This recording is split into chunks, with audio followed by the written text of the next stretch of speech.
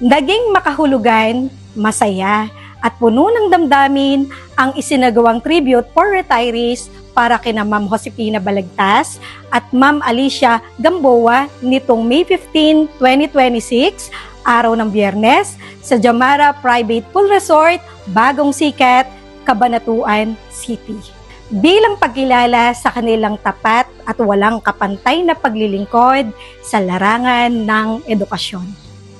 Naging madamdamin ang programa ng ibahagi ng ilan sa kanilang mga kasamahan ang mga alaala at karanasang nagpapatunay sa kabutihan at pagmamalasakit ni Ma'am Josefina Balagtas at Ma'am Alicia Gamboa.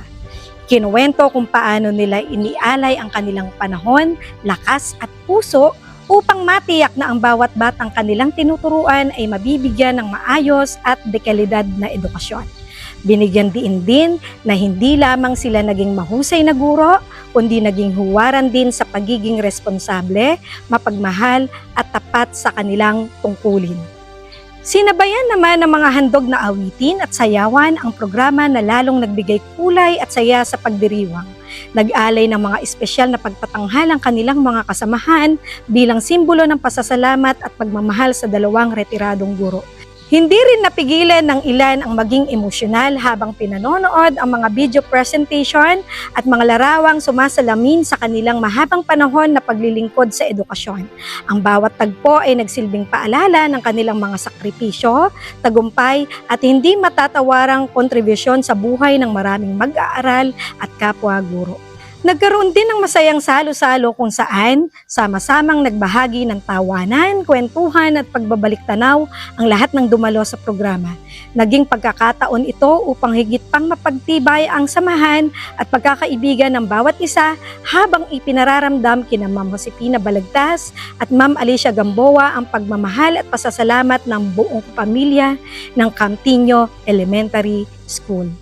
Sa kanilang pagreretiro, dala nila ang isang pamana ng tapat na serbisyo, dedikasyon at inspirasyong mananatili sa puso ng mga taong kanilang naging bahagi.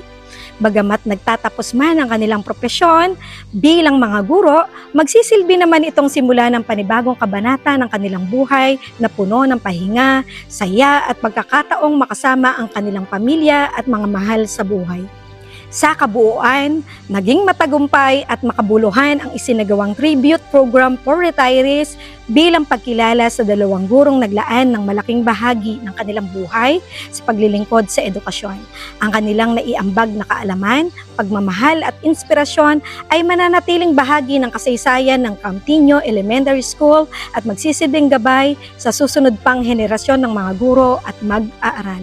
Kasama ang buong CTES Media Team sa pangunguna ni Principal 4 Dr. Trinidad G. Beltran, ako si Mary Grace T. Bruwan, teacher reporter ng Campiño Elementary School, nag-uulat para sa Kampo Patrol.